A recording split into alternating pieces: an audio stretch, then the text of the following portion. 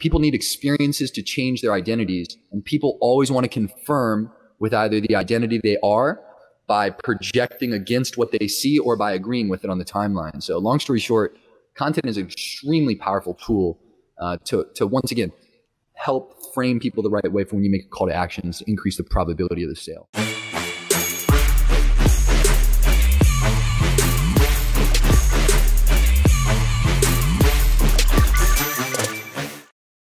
Welcome you guys on Cyber Monday here. It's a huge day. Hopefully you guys had a great sales day. I know that I had a really great Black Friday sale happening, and so did ISEC. How did you guys do?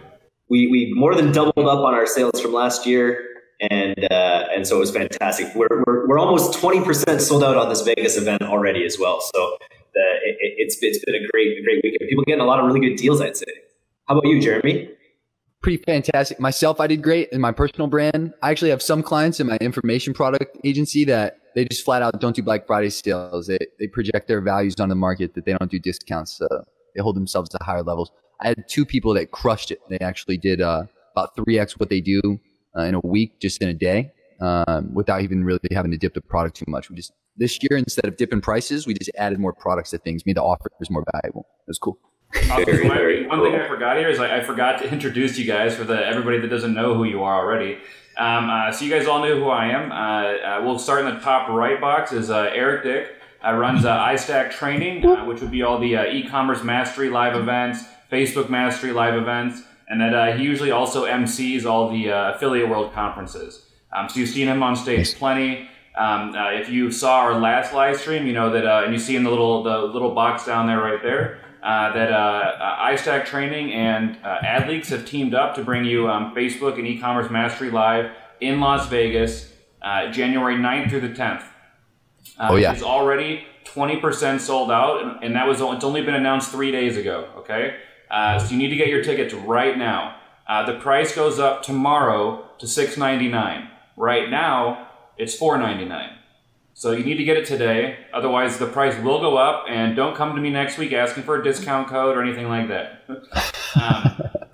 Eric Dick's been in the industry now for, I think, 13 or 14 years. For those of you guys in the affiliate industry, I think you might know he worked for Neverblue way back in the day, while I had my affiliate network also, so we both kind of came from the affiliate world there, which is pretty cool. And then last but certainly not least, here we have Jeremy Haynes, the man, the legend here in the bottom. We're backwards here. Hey. The other guy. Down there. I think I had the pleasure to speak at Jeremy's Internet Earners Summit event maybe 6 months ago now, something like that, in Los Angeles. And he put on a really stellar event. And I got to see Jeremy speak as well, which was really cool. And so we had to have him come speak at Facebook and E-commerce Mastery Live. So when you guys come, you're going to get to see Jeremy speak.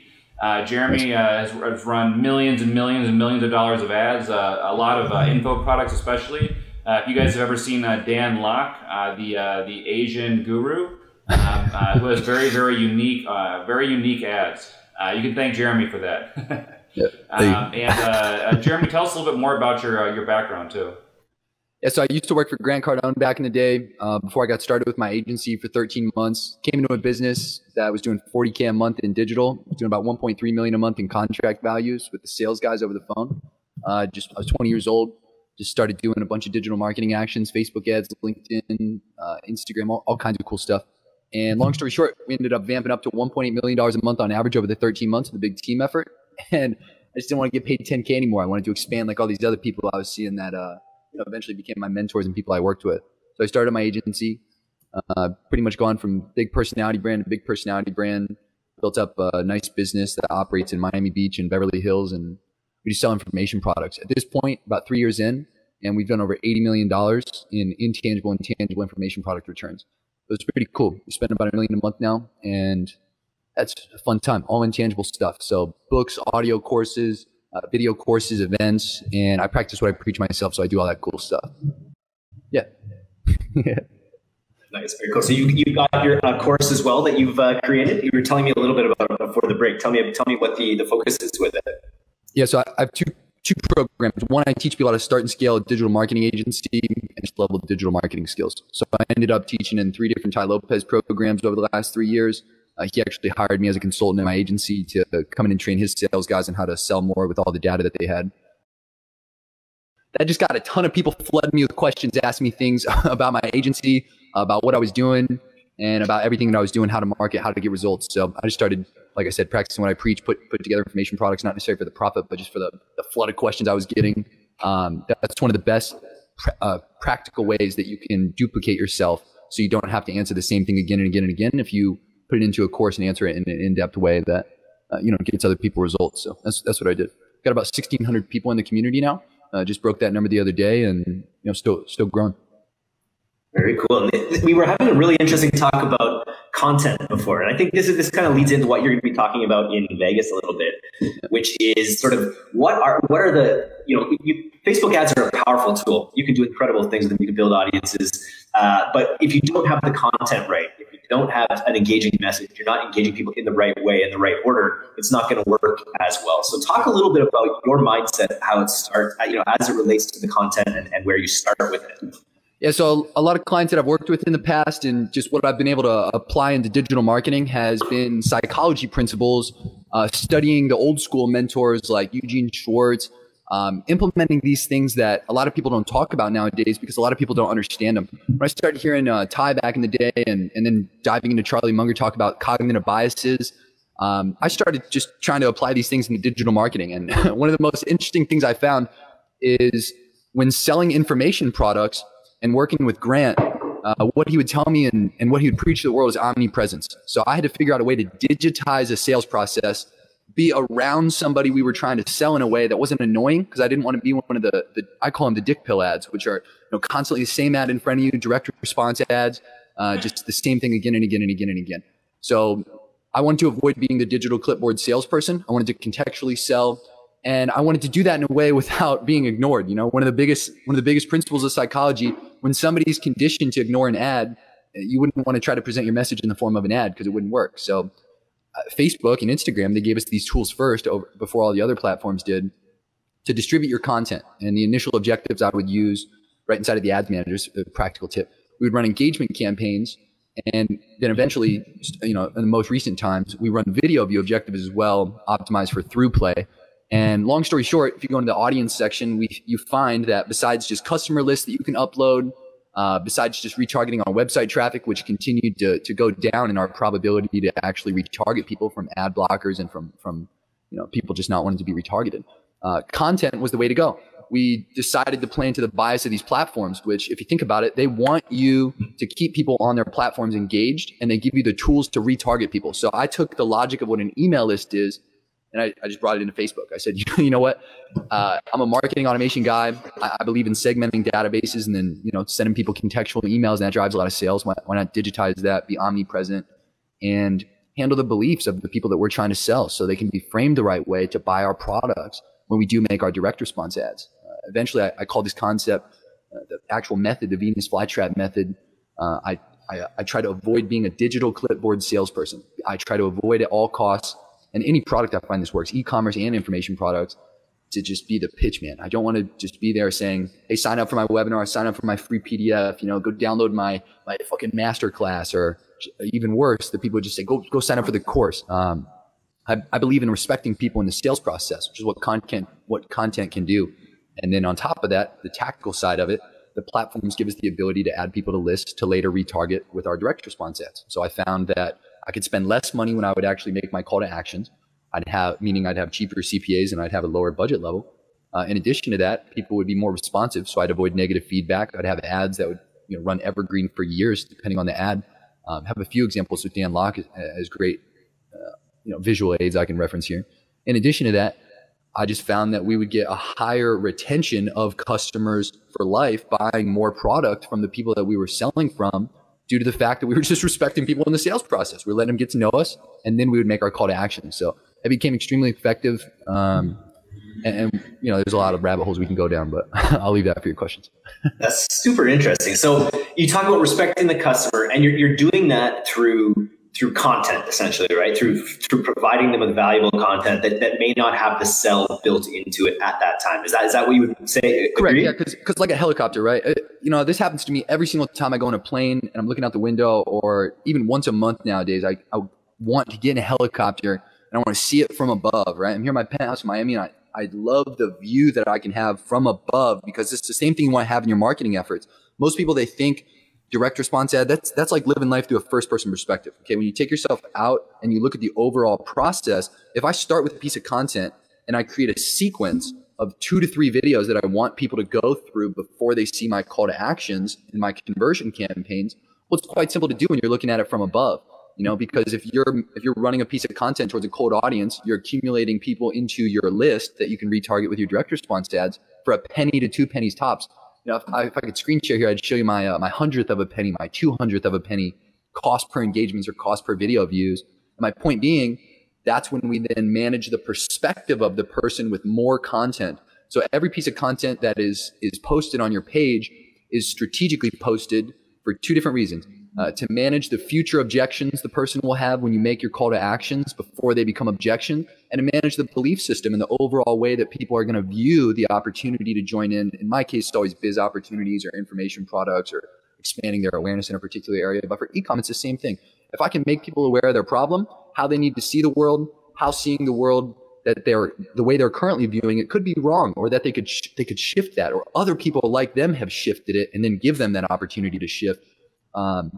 It's all kinds of cool psychological opportunities to leverage into your Facebook advertising. People need experiences to change their identities, and people always want to confirm with either the identity they are by projecting against what they see or by agreeing with it on the timeline. So long story short, content is an extremely powerful tool to once again help frame people the right way for when you make a call to actions, increase the probability of the sale. So it works through all kinds of industries. Very interesting. So just talking practically about layering experiences like that, I think that's super interesting. It can be done easily through retargeting, essentially, where you show someone offer and then you sort of retarget them right away. But you're probably talking about a bit more of an inception in a way, right? You're talking about literally layering maybe multiple content videos before you go in for the sale. Practically, is that just a matter of just creating retargeting pools where you're saying anyone who's watched this video and this video, like how do you layer on sequential targeting on Facebook ads right now? What are some of the best tactics for that? So it can be a combination of things. So if I'm in the Facebook audience tool and I'm creating an audience, I'm going to click on engagement, and then I'm going to go to video first, because I can create an individual audience for a threshold watched of the video for 3 seconds, 10 seconds, 25%, 50%, 75%, 95%.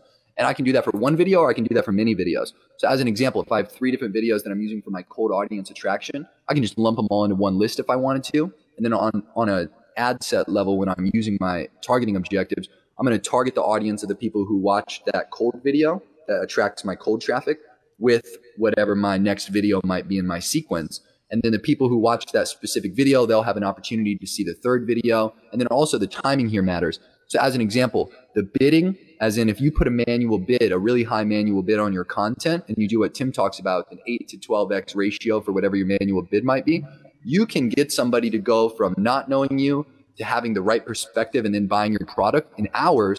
Or if it's a longer process, meaning you know from data, a data-driven perspective, that you have a longer buying cycle, where you can effectively manage the perception of the individual until it's time to make your call to actions for whatever that amount of time might be.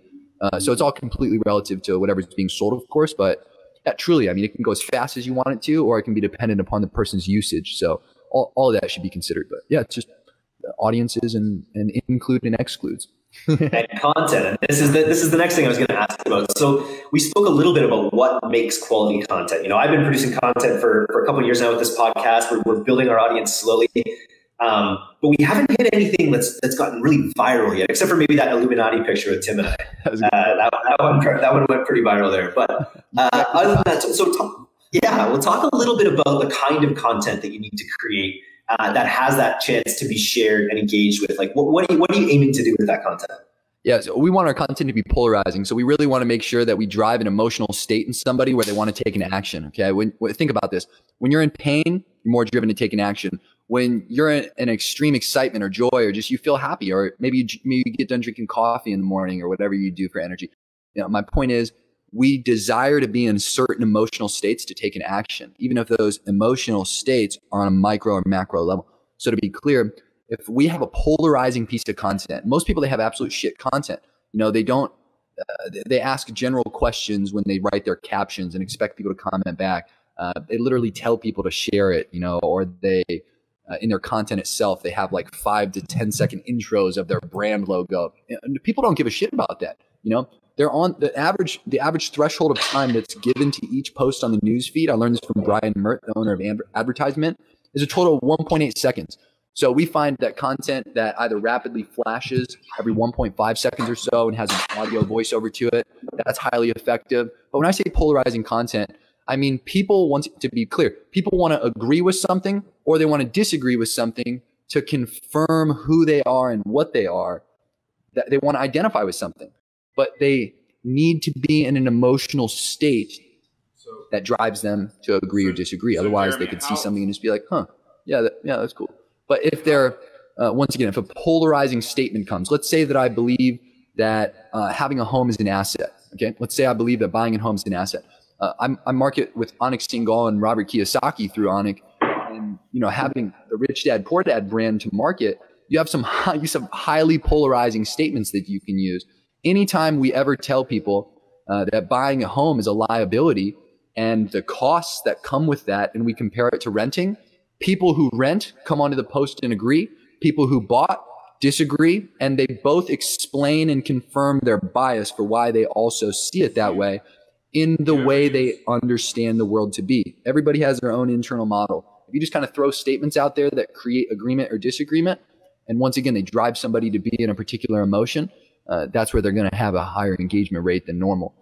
But to be clear, I mean, high production, it's like invest in nice cameras, invest in the staff behind the scenes to edit the content the right way. And more importantly than anything, just go towards the people who already have large brands, large engagement rates, and just repeat successful actions. Don't try to recreate the wheel. See what's already working. Yeah, I remember seeing a Dan Locke video for the first time, probably one of yours 6 months ago. And there was something about his, he's a harsh guy. I think that's what it was. It was that willingness to come in and be like, hey, you're lazy, you're fat. I won't try the accent. But it all sort of like his sort of confrontational attitude. It's sort of like that, like Gordon Ramsay in a way, right? Like he's not going to suffer fools, and he's not here to give you excuses or anything like that. Exactly. His whole persona must be fun to work with. It is, and keep in mind, it's also great to market because he's probably one of the only clients that gets implementing psychological principles at scale. Okay, so working with Dan has been one of the funnest things for me. When I came into his business, he was doing around $500,000 a month. We scaled up to over $2.5 million a month. I came in late April, early May. Of course, big help of a team. Once again, there's a lot of key players in the company that are doing all the different things to contribute to the system itself. But Dan himself, extremely smart guy, and correct. He plays a character. So if you're a personality brand, it's very important to remember Dan, if you meet him in real life, is the same way you're going to see him in his content.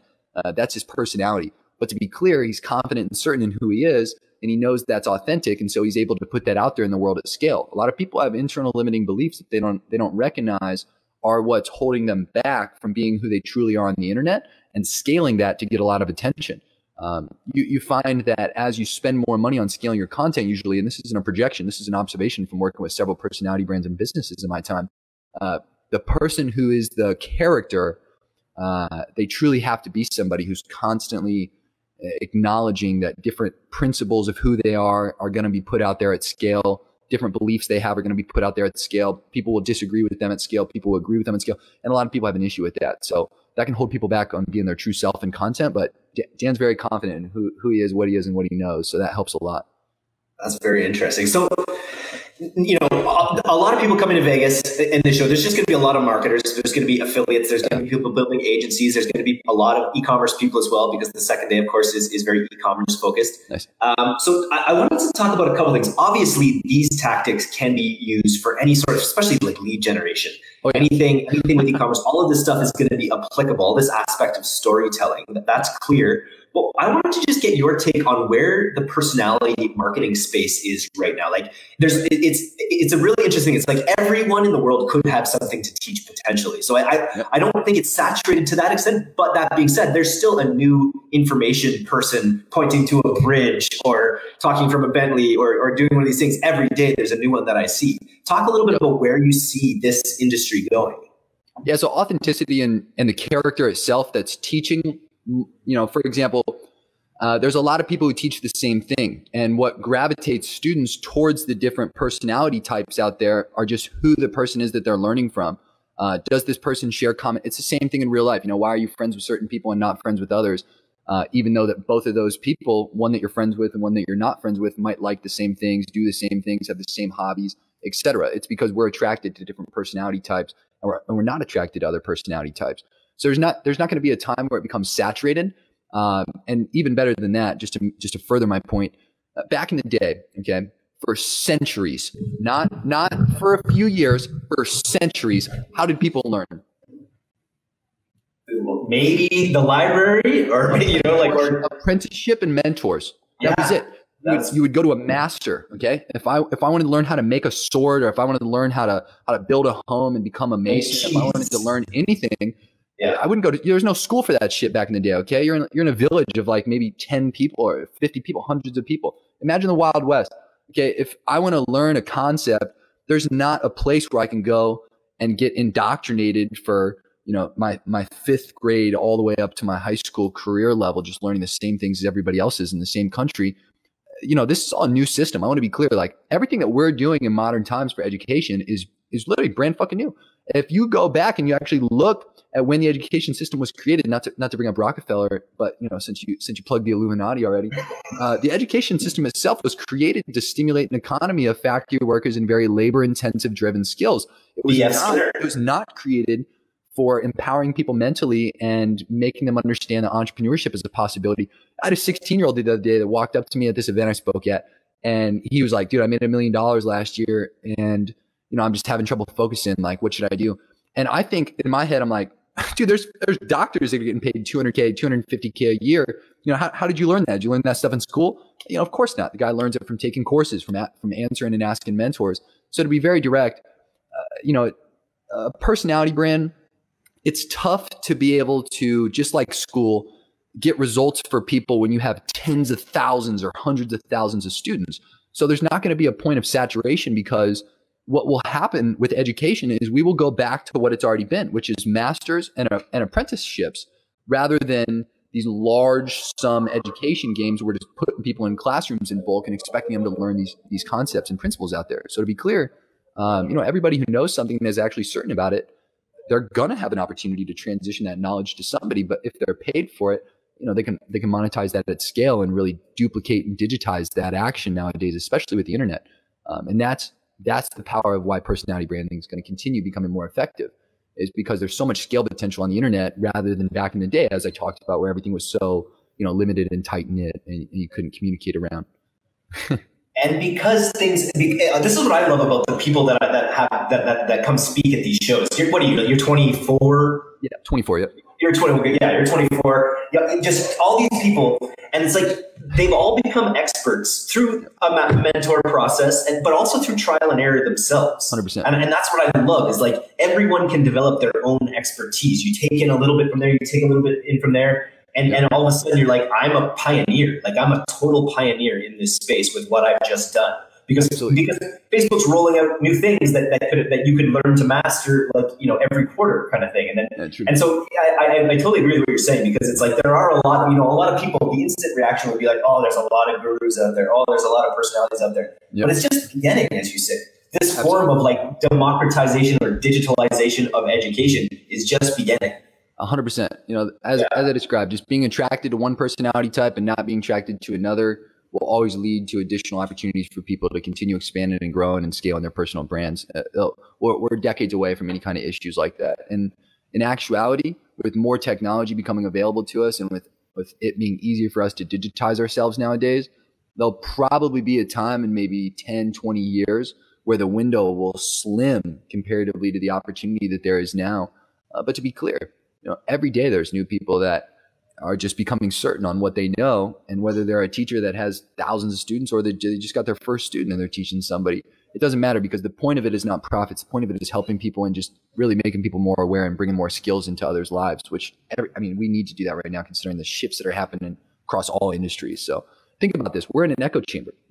An echo chamber, by just pure principle, is people participating in one given community, whether they can see how big that is or not, It's just one given community that we're all participating in right now. Everybody watching this video, you're deep in the game. Like, you're deep in the echo chamber because, you know, you're already learning these advanced and intermediate tips. And for you to even understand the first part of this conversation, you have to have such a foundation of knowledge already. But consider this. There are still, like 99% of the entire world is still not making money actively on the internet. They don't have digital skills. So to be clear, we're in such a small echo chamber, we can't confuse ourselves and think that we've already hit anywhere near the cap or the potential. You know, there'll be a time where the majority becomes digital, right? Yeah, and a lot of people, and I'm guilty of this too. Like Tim says, I've been in the industry for 13 years, and I think I know a fuck ton of stuff. Yep. But sometimes I feel there's a certainty that and you sort of pinpointed it there, saying, you know, the stuff that you know you're certain about. Yep. What's a process by which it's almost like it goes back to a bit of those like psychological mindset things of real, like, how do people help themselves become more certain that they are certain of things? Well, if I've never done what it is that I know, I'm not going to be as certain about it because I know it, but I haven't validated that knowledge. Okay. So the process of validating the knowledge that we have is what breeds certainty. You can be confident about something, but you can't be certain about something unless you validated that knowledge. And there's several different ways to do that. One thing I picked up from Robert Kiyosaki, he put out this, called it the cone of learning, and it showed the passive learning mediums and the active learning mediums and the probability of us retaining it from choosing one route or another for learning things. For example, reading, you have a 10% probability of retaining information. Although I read 2 to 3 hours a day, I mean, still, others will have higher probabilities if you turn around and then teach that information, or if you simply teach yourself. So as an example, especially nowadays with all the digital skills that we're picking up, all the new things that can be learned, immediately go and validate the skill. Get a client that you can do it with. Try it on your own brands and companies. More importantly than anything else, to kind of hack the process, leverage the power of community to talk to other people that have already done it, to continue feeding yourself with data to validate what you know. So validating data can be done in many ways. It can be done with your own hands, and it can be done by practically putting things to use. But in addition to that, it can be communicated and with somebody else validating the reality that you're trying to make sense of. All of a sudden you're at a level of certainty that you wouldn't have been able to do without that. So that can really hack that process. But it's definitely multiple steps. It's not just I know something now and now I'm just all of a sudden going to be certain and confident about it. It's validating what we know that makes certainty possible. That's very cool. All right. Well, I think that's a really good background on who you are and what you're about. I don't know if Tim wants to pop back in here, but I wanted to know even just even a little more nutshell for us. What will you be bringing to the table at Facebook and E-commerce Mastery Live in Las Vegas? Yeah, so I'm excited. So as I said, I did over $80 million over the last 3 years, and this is net returns, by the way. We've done a lot more gross, but I don't want to talk about gross numbers. I want to talk about what we made, right? What we put in the pockets of our clients. So long story short, scaled personality branding, monetizing your personal brand at scale. How even if you don't have your personal brand built, you're just getting content created, you're going to be able to use these principles. In addition to that, what we're going to talk about, the actual tactics and strategies, these can be used across any industry. So if you have an e-com store, I just had one of my students who went through my Creating Info Products That Sell program, and this kid's doing $1,000 a day in an e-com store with stuff that didn't even relate to his industry actively for what I was talking about anyway in the video. So long story short, I know a lot. I'm still an operator myself doing ads. As I said, we spend $1 million a month. I personally manage that with only one other digital marketer, and I do the majority. And we're just going to be passing off a lot of practical tips. I got to make you guys some more cash. Fantastic. That's awesome, man. So just talking about the event, you guys, as you know, it's this is the last day for early bird prices, the last day to save $200. The price is going to march up every week after this. So if you're just waiting, don't just get the tickets early. You're getting an insane value right now. You still have another couple hours also to grab the mastermind dinner or the speakers dinner for 50% off. Which is value from doing things like that in the past. That helped when I was like 2021, get me connections that I would never have if I didn't do things like that. But think about it. You're either going to buy clothes, sunglasses, shoes, some bullshit on Cyber Monday, or you're going to invest into yourself, the greatest asset you have that's made the money to do all the other things you like to do. Yeah. Just basically that, like, 12 people who have all succeeded in a massive way will probably answer your Facebook messages, after hanging out, after spending a night, having some drinks. And one of those messages, one of those meetings could make it all worth your while. So the fact that you can get 2 full days of training and the speaker's dinner for like $1,000, under $1,000 right now. It's a pretty good way to spend some money if you're in this echo chamber, I would say. I agree. Nice, man. Do you know any of the other speakers? I wanted to get your perspective. Do you know any of the other speakers that we're bringing to the table? Do you know like Jordan Menard, or are you sort of are you in your world? Like, are you connected to a few of the different speakers that are coming in?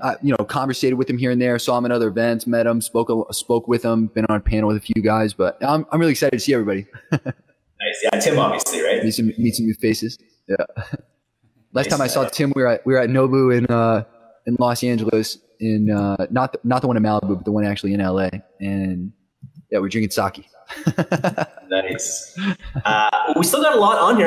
We've got 40 people on here. If anyone has any questions for Jeremy, we'll just turn it over and see if anyone has anything. We have Alex Brown who's commented, and I'll quickly just give a shout out. Alex Brown is with DFO, and he's talking about something that I'm super excited for, because I came up in the affiliate marketing space, as Tim said. We used to do a lot of direct site buys. I remember doing a buy over Christmas where I bought the Yahoo Mail Monster, which was the giant display unit that would show after you send an email in Yahoo. We did like a full site lockup, like a 5-figure big buy over a month. It might have been 6 figures.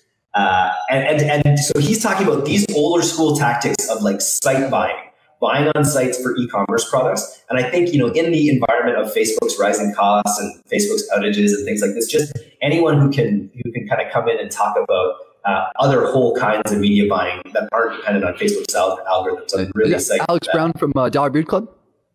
No, Alex Brown. So it's funny.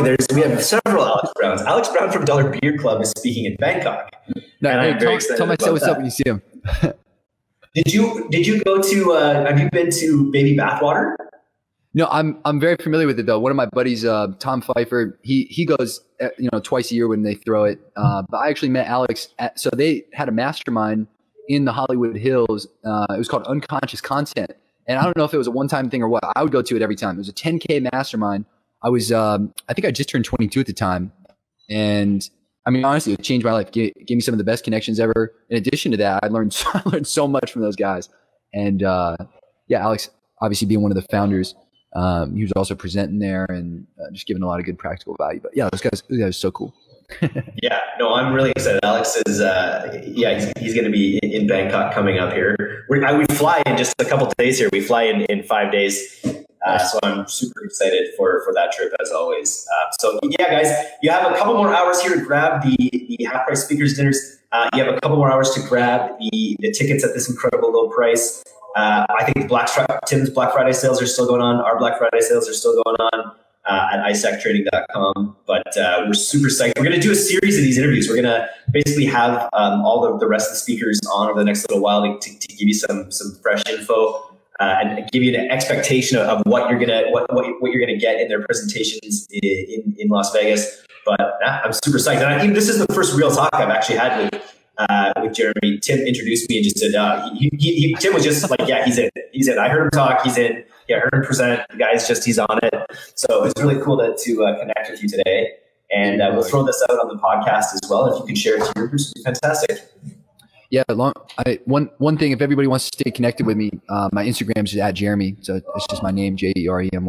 And that's a good find. I gotta give a shout out to Brandon Hampton on that one. You just locked it down early? I was at the W. I was drinking some Ciroc Apple with Sprite with Brandon, and I had asked him, because if you guys don't know Brandon Hampton, Dan Fleischman, there's big influencer guys responsible for a lot of the industry behind the scenes, and just great guys, mentors to me. And long story short, I'm sitting here with Brandon, and I look on Instagram at the person who had Jeremy, and it was like a dead account, like maybe 10 so followers. You could tell somebody was just squatting on it.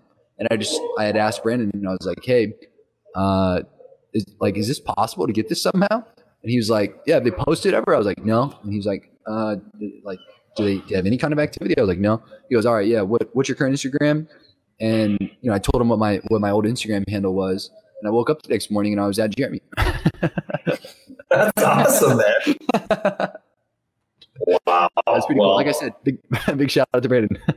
Yeah, man, that's quite a find. Well, congrats on that, guys. You'll see us in Bangkok. It's going to be, you'll see some of us in Bangkok. You'll see the rest of us in Las Vegas. If you can't catch us over there. Great And Bangkok. Oh yeah, both of them. Both of them. No, we only go to great cities: Barcelona, Bangkok. Oh yeah. We got San Diego coming up in the next little while. So, anyways, guys, Jeremy, I want to thank you so much for your time today. Look forward to seeing you in the new year. I appreciate it. Thanks for the time, Eric. See you guys soon. Peace.